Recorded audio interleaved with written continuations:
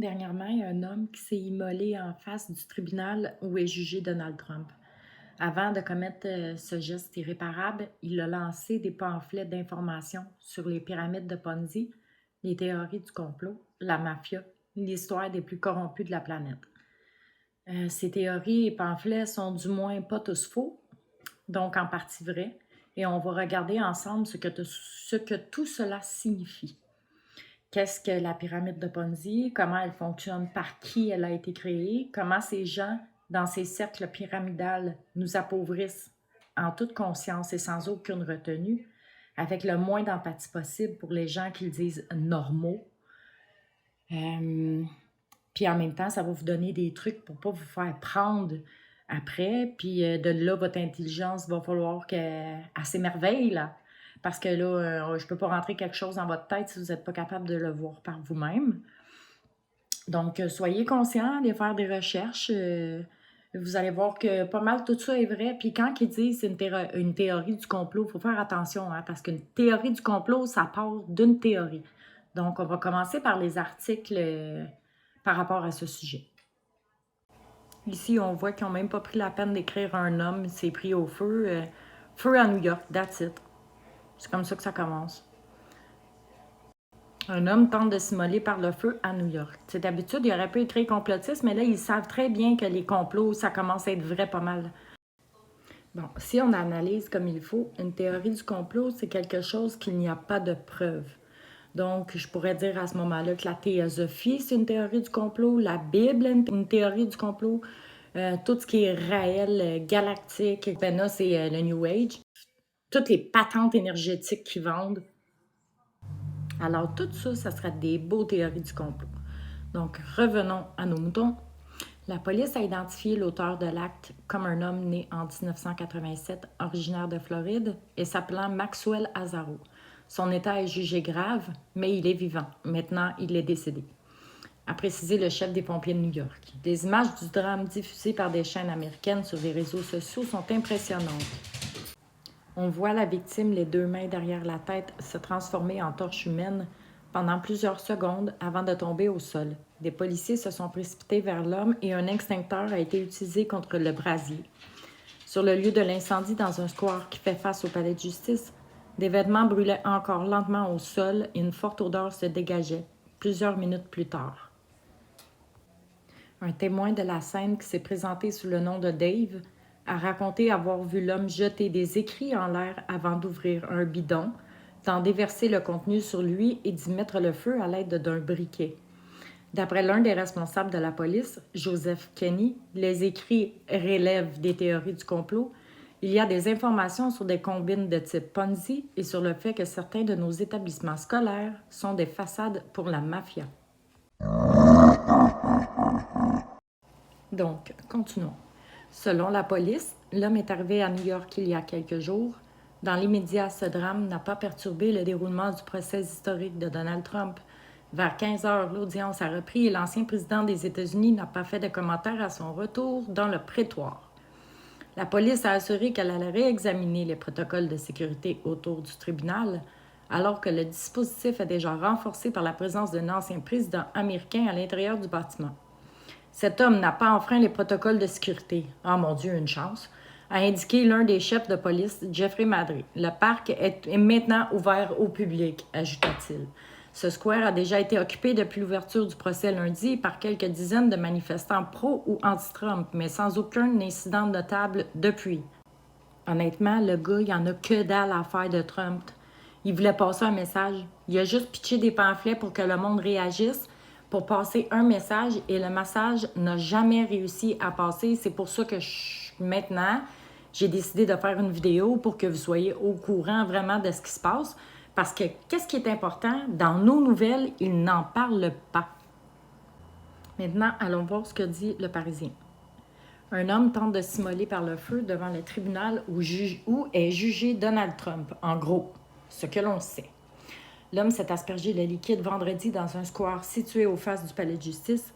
Il a jeté des tracts en l'air avant de se mettre le feu. Ces tracts faisaient référence à des théories conspirationnistes, entre guillemets, a précisé la police.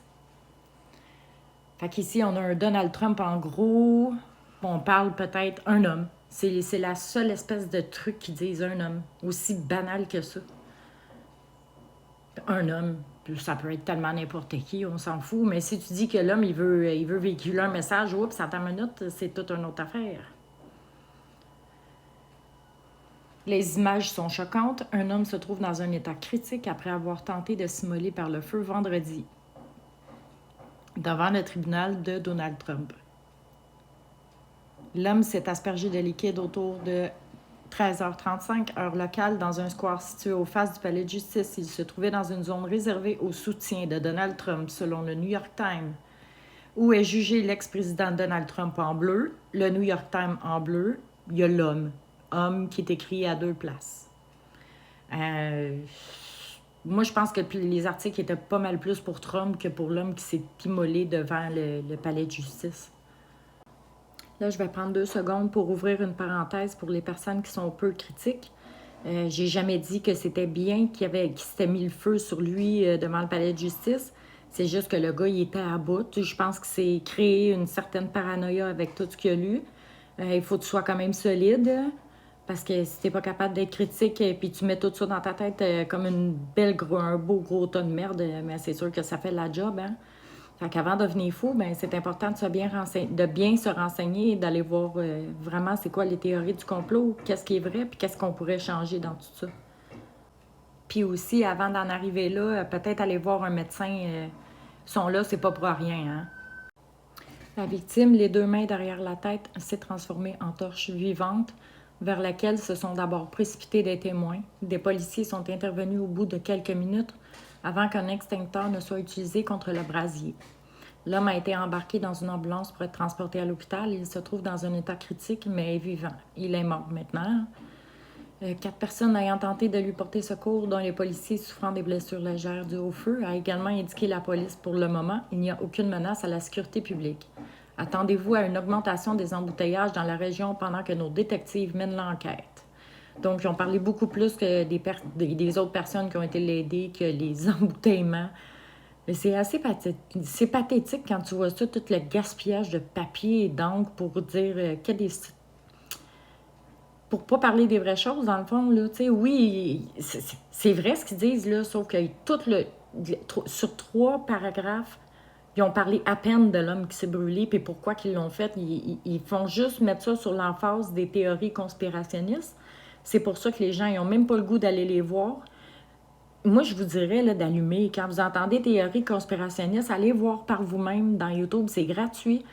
Allez voir, il y en a plein de sortes de vidéos. Allez voir le bon côté, le mauvais côté. Comme ça, vous allez pouvoir avoir les 2 côtés pour vous faire un esprit critique, encore une fois, puis juger par vous-même. On va aller voir maintenant ce qu'il dit sur les théories conspirationnistes. Les raisons de ce geste restent floues pour le moment selon la police. L'homme a jeté des tracts en l'air avant de se mettre le feu. Ces tracts faisaient référence à des théories conspirationnistes, a précisé la police. Il y a des informations sur des combines de type Ponzi et sur le fait que certains de nos établissements scolaires sont des façades pour la mafia, qu'est-ce qu'on a dit tantôt, a notamment indiqué un responsable de la police. Un témoin interrogé par Reuters, écrit en bleu, a également mentionné un prospectus intitulé La véritable histoire du monde, faisant référence à des milliardaires maléfiques. Aucune référence à Donald Trump n'a en revanche été identifiée dans un premier temps.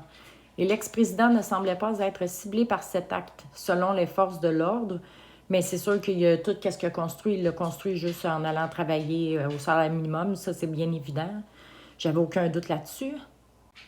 Quand tu regardes l'article, tu vois que le truc bleu écrit interrogé par Reuters. Si tu fais juste lire ça, tu n'as pas envie de lire le reste de l'article. Théorie conspirationniste interrogée par Reuters. C'est n'importe qui à partir de 50 ans. Il n'a pas envie de lire ça, là. C'est ridicule, là. Les informations sont tellement pas à bonne place, je trouve. Mais un gros pouce en l'air pour le Parisien parce que c'est quand même le Parisien qui a parlé un petit peu plus de l'homme en question. Donc, tu fais même d'y accorder un petit peu plus de respect. C'est triste, mais c'est une des raisons pour laquelle je regarde plus les nouvelles en France qu'ici. Puis encore là, les postes, ils sont à vérifier. La personne qui a tenté de s'immoler par le feu est un homme né en 1987, originaire de Floride, et qui serait arrivé à New York dans la semaine, a précisé la police. Il s'appelle, selon elle, Maxwell Azaro. Il était arrivé il y a quelques jours à New York. Ce drame s'est déroulé peu après la fin de la sélection du jury pour le procès de Donald Trump, ouvrant la voie au début des débats.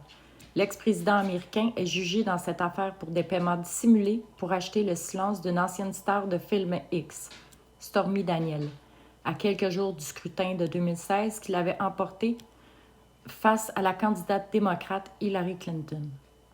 On enchaîne avec le Midi Libre qui gagne la palme avec le nom de ce dit monsieur écrit sur la page couverture, Maxwell Azarello.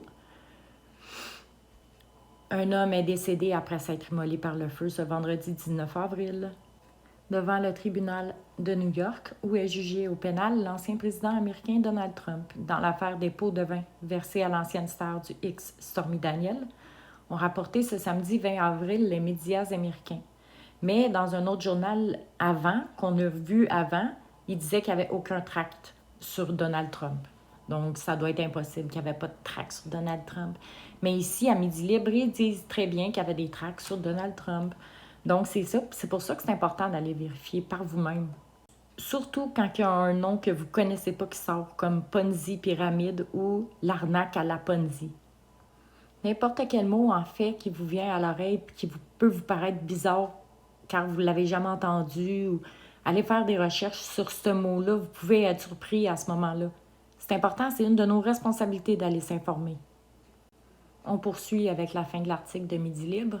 La police de New York a annoncé ce samedi 20 avril le décès de l'homme qui avait voulu, la veille, s'immoler par le feu devant le tribunal de Manhattan, où est jugé l'ex-président de Donald Trump.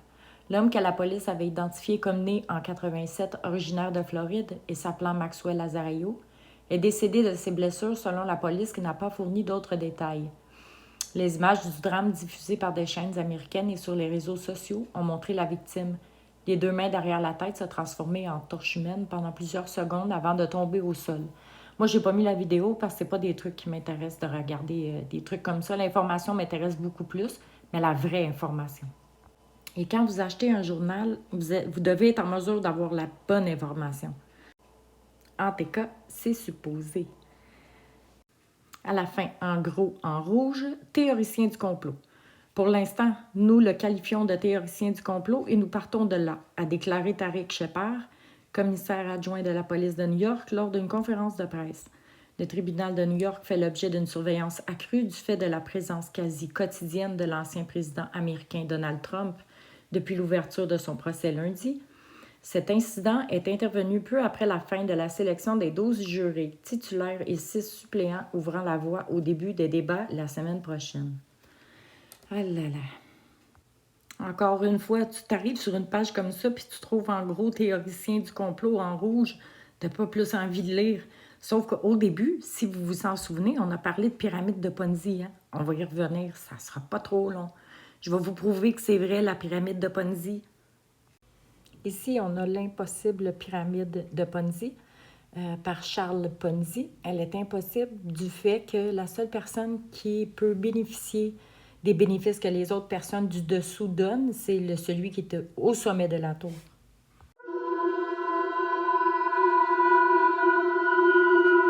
Maintenant, on arrive dans l'horreur des choses. Un partenaire de la caisse accusé d'avoir bâti une pyramide de Ponzi. Le bas de laine des Québécois a misé près de 200 millions dans Celsius Network. L'an dernier, la Caisse avait déclaré que pour pallier le risque d'activité criminelle, Celsius a mis en place des protocoles de vérification d'identité suivant des standards reconnus comme le KYC, connaissance de client, et AML, anti-blanchiment. Or, depuis le 12 juin, Celsius a gelé les retraits de ses 1,7 million de membres, lesquels tapent du pied en attendant de pouvoir récupérer leur argent. Rappelons qu'à un certain moment, Celsius offrait à ses déposants des rendements de 18,6 %, ce qui n'a rien à voir avec les banques traditionnelles. Pour narguer les institutions financières classiques, le PDG de Celsius s'affichait à l'occasion avec un chandail sur lequel on pouvait lire « Les banques ne sont pas vos amis ». Celsius n'a pas non plus répondu à notre demande d'entrevue ce vendredi. Prise de risque excessive. Ces derniers jours, le Wall Street Journal révélait que Celsius prenait beaucoup plus de risques que ne le disaient publiquement ses dirigeants, en s'appuyant sur les documents distribués à des investisseurs l'an dernier. Selon ces documents, Celsius détenait pour 19 milliards US d'actifs l'été dernier, dont 12 milliards US en dépôt de clients et à peine 1 milliard US de capitaux propres à voir des actionnaires. Scruté par l'AMF. À l'automne 2021, le journal avait souligné que l'autorité des marchés financiers avait à l'œil Celsius, dans lequel la Caisse de dépôt venait de mener une ronde d'investissement de 400 millions avec le fonds de WestCap. Les éléments soulevés par un certain nombre de régulateurs aux États-Unis nous interpellent et nous sommes à analyser la situation, était allé jusqu'à dire son porte-parole Sylvain Théberge. En février dernier, Québec solidaire avait même demandé à l'AMF d'ouvrir une enquête sur la firme Celsius, dans laquelle la Caisse et ses partenaires ont investi plus de 750 millions. Dans son message aux Québécois sur son site web, l'AMF lance un message « Méfiez-vous des offres trop belles pour être vraies. De gros rendements sans risque, ça n'existe pas », mentionne le chien de garde des marchés financiers. On va aller en voir un autre. Leur entreprise est en fait une pyramide de Ponzi d'1 milliard de dollars. Plusieurs maisons, 148 voitures et même une équipe de baseball. Un couple de Californiens a plaidé coupable vendredi d'avoir volé près d'1 milliard de dollars à des investisseurs qui pensaient financer leur développement d'un générateur solaire et non leur train de vie luxueux. Jeff Karpov, 49 ans, et sa femme Paulette, 46, qui habitent au nord de San Francisco, avaient attiré des investisseurs en leur présentant le générateur solaire ultra technologique qu'ils souhaitent développer via leur entreprise DC Solar. Selon deux communiqués publiés par le gendarme boursier américain SEC et le ministère de la Justice, les investisseurs pouvaient même profiter d'une aide fédérale pour ce matériel vert. Le couple a levé 910 millions de dollars entre 2011 et 2018 auprès de 17 investisseurs, ce qui en fait l'une des plus importantes escroqueries de ce type. Mais sur les 17 000 appareils que les époux Karpov ont prétendu avoir fabriqués, au moins la moitié n'a en réalité jamais vu le jour. Selon le schéma classique de la pyramide de Ponzi, les premiers souscripteurs sont rémunérés grâce à l'argent des nouveaux investisseurs jusqu'à l'épuisement du mécanisme. Alors que le discours de Karpov aux investisseurs semblait nouveau et innovant, leur fraude était ancienne et simple, a commenté Daniel Michael, un responsable du gendarme boursier. Jeff et Paulette Karpov ont gardé au moins 140 millions de dollars pour leur propre usage et ont acheté des bijoux. Un tribunal polonais a condamné mercredi à de lourdes peines de prison un couple auteur d'une pyramide financière qui a soutiré l'équivalent d'environ 200 millions d'euros à quelques 18 000 clients de leur société d'investissement Amber Gold. Marcin P. a été condamné à 15 ans de prison et sa femme Katarzyna à 12 ans et 6 mois de réclusion. Les faits remontent aux années 2009-2012. Selon un schéma classique, le couple promettait à des épargnants d'investir leur argent dans l'or ou d'autres métaux précieux et la pyramide grandissant leur versait au début d'importants intérêts allant jusqu'à 16 % par an. Mais cela n'a pas duré vraiment longtemps. La commercialisation à paliers multiples. L'argent facile, l'argent qui pousse dans les arbres, vous y croyez? Bien sûr que non. Jusqu'au jour où un ami vous emmène à une réunion où 10, 15, 20 personnes vous racontent leur histoire et vous disent combien il est facile de faire 50 000 et plus par année en travaillant à temps partiel. Attirant, non? Beaucoup se laissent prendre et beaucoup sont amèrement déçus. Vous trouverez que ça sent la vente pyramidale? Eh bien non, c'est différent et c'est légal, même si on vous en promet parfois beaucoup. Journaliste réalisateur Maxime Poirier. Gwendoline habite près de Rivière-du-Loup. Il y a un an, un couple d'amis les convainc, elle et son conjoint, d'adhérer au système Quickstar. Tous les soirs, il faut que tu ailles voir des gens. Tous les soirs, tu arrives chez toi, tu manges, ensuite tu peux écouter une cassette un petit peu pour te motiver, mais après ça, tu cours partout, raconte-t-elle. Tu veux avoir ton monde? Tu fais des appels du genre « J'ai quelque chose pour toi, as-tu une demi-heure, une heure à me consacrer? » Pour moi, c'est une pyramide, ajouta-t-elle. C'est légal, mais c'est une pyramide parce qu'il faut trouver des gens. Il faut trouver des gens qui trouvent des gens à leur tour. Ça n'arrête plus. Malgré ses efforts, Gwendoline n'a réussi à recruter qu'une seule personne en 6 mois, sa belle-mère.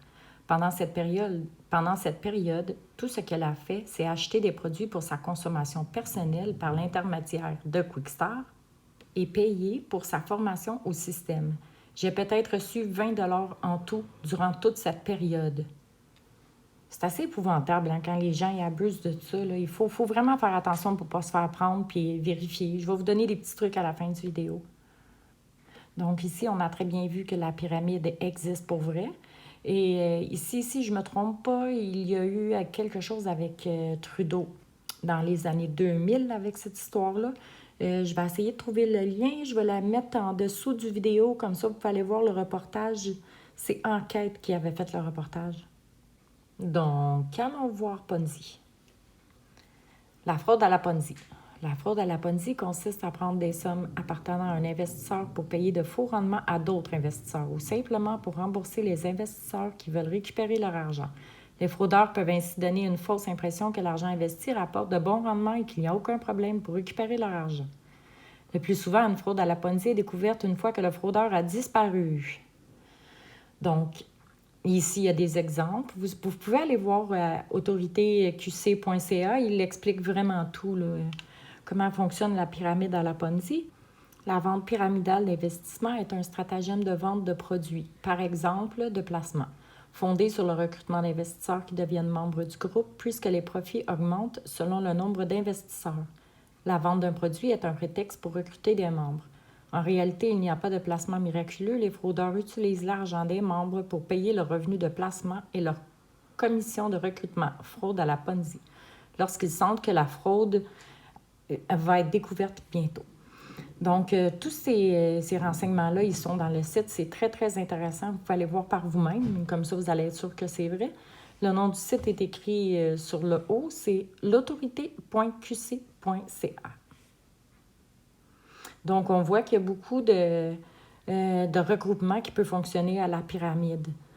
Toutes les sectes, les dérivés sectaires, il y a beaucoup de trucs dans le New Age aussi qui fonctionnent à la pyramide. Faites attention quand quelqu'un vous demande d'investir de l'argent. Allez voir si c'est vrai, si ça fonctionne vraiment.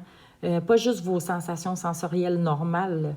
Si tout cela fonctionne vraiment par les médecins, les scientifiques, etc. Les pyramides de Ponzi au plus haut point depuis Madoff. Ça, c'est tous des articles de cette année où, lui, il est 2022.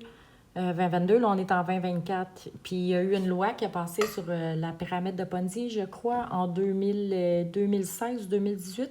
Vous allez voir dans le reportage, tout est vraiment bien dit. Ici, l'article est barré, puis ça ne m'intéresse même pas de m'abonner. Donc, vous pouvez aller voir par vous-même. Le reportage va être en bas du vidéo. Je trouve ça triste que dans les nouvelles ou à la télé, ils ne montrent pas des trucs comme ça. C'est beaucoup plus enrichissant quand on va chercher par nous-mêmes parce que aux nouvelles, c'est sûr qu'ils donnent les nouvelles vite faites, mais quand tu fais des recherches, puis je vais dire en affaire, tu fouilles, t'en trouves des trucs, puis pas mal de théories du complot sont vraies. 16 octobre 2019, une pyramide de Ponzi de 290 millions de dollars démantelée. C'est beaucoup d'argent, ça. C'est beaucoup de fric quand nos paniers d'épicerie nous coûtent un bras. À la différence des mafias continentales, toutes les autres mafias organisées de manière hiérarchisée et pyramidale, son architecture élaborée et ses règles. Donc, c'est vrai que la mafia peut-être peut avoir des pyramides aussi, hein? Et pendant ce temps, quand il y avait 4 articles sur le sujet de l'homme qui a pris au feu, pour l'éclipse solaire, on y allait en feu dans l'Internet. Hein? Pendant 2 mois, on en a parlé. Pendant 2 mois, ils nous ont avisé 1 mois avant de mettre des lunettes pour regarder l'éclipse solaire. Et il y en a une gang de crétins qui n'ont pas mis de lunettes, puis qui vont aller engorger les hôpitaux où c'est qu'on a de la misère à avoir un médecin. Il y a 1800 heures d'attente. Mais eux, par exemple, ils vont prendre la peine d'aller regarder un éclipse solaire, pas de lunettes, tandis qu'on ne regarde jamais le soleil, sans même quand il n'y a pas d'éclipse solaire. Bande d'épais. Tiens, je vous ai mis une belle éclipse solaire, le solaire à tous ceux qui ont fait attention à leurs yeux. Regardez devant l'écran, vous allez en voir toute une belle. Que se passe-t-il à la dernière minute? Et voilà, et voilà, et voilà. Vous pouvez même la regarder pas de lunettes. Vous allez la voir, les amis. Vu que vous avez été gentils, on n'aura pas besoin d'aller attendre à l'hôpital tout ensemble. Vous êtes vraiment gentils. Bon, retournons à nos trucs d'adultes. Mais d'où vient donc les milliards qu'Ottawa dépense? Le premier ministre Justin Trudeau et sa délégation auraient dépensé 190 000 $ de l'argent des contribuables en nourriture d'avion lors de leur tournée Indo-Pacifique à l'automne dernier. La recette du gouvernement Trudeau, plus l'argent rentre, plus il en dépense. Sans surprise, le retour à l'équilibre budgétaire. Au Québec, le seuil de la mesure du panier de consommation est actuellement estimé à 24 200 $ pour une personne seule. Mais le salaire minimum par année pour une personne seule est de 27 664 $. Donc, il nous reste un beau 3 000 quelque chose de lousse. Depuis que les libéraux sont au pouvoir, on a calculé plus de 550 milliards de dollars de déficit. En raison, en grande partie, de la pandémie, mais pas seulement. La dette nette est passée d'environ 700 milliards de dollars en 2015 à 1 300 milliards aujourd'hui. La dette fédérale est passée de 31 à 42 du PIB. La ligne indique que le taux de pauvreté économique extrême était de 7,4 en 2015. Il a diminué au cours des années pour s'établir à 3 en 2020, puis a augmenté à 3,6 en 2021. 4 points de données sont mis en valeur. Oh, je ne sais pas qu'est-ce qui se passe, mais pourtant, j'arrête pas d'entendre que depuis que Trudeau est là, on ne s'est jamais enrichi. Donc, je ne sais pas où c'est qu'ils trouvent ces chiffres-là ou ces tableaux-là, mais en tout cas, c'est pas au Québec qu'on le voit. La recette du gouvernement Trudeau, plus l'argent rentre, plus il en dépense. Ça devrait être notre slogan de cette année pour les Québécois ou le Canada. Allez, Trudeau, vas-y. Legault aussi, on est en train de manger les pousses qui manifestent, les pousses de gazon qui manifestent partout. Donc, c'est ça pour cette vidéo-ci. Je travaille pas en économie, hein, donc j'ai essayé de vous condenser ça puis vous amener le plus de preuves possible, mais vous pouvez aller voir par vous-même aussi.